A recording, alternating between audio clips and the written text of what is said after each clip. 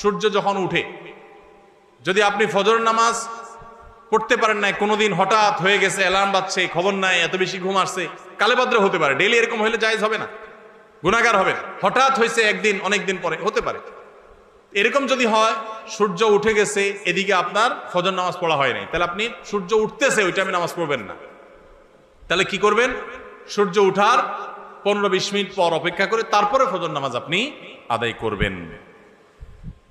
সমাজে কিছু মানুষ বিপদে পড়ে এনজিওগুলো থেকে লোন নিয়ে বিদেশে যায়, জায়গা ক্রয় করে অথবা ঘরবাড়ি করে এক্ষেত্রে করণীয় কি? এনজিওগুলো 14% হারে সুদের টাকা দেয়। সুদের টাকা কি 14% হারে দিছে না 2% হারে দিছে এটা মুখ্য না। আমরা যখন বাইরে যাই, বিশেষ করে উন্নত দেশগুলোতে যাই, তখন বাংলাদেশি প্রবাসী ভাইরা জিজ্ঞাসা করে, ভাই এখানে হাউস লোনের জন্য ব্যাংকগুলো থেকে এত কম নামমাত্র সুদের টাকা দেয় যে বলার মতো না। এই লোক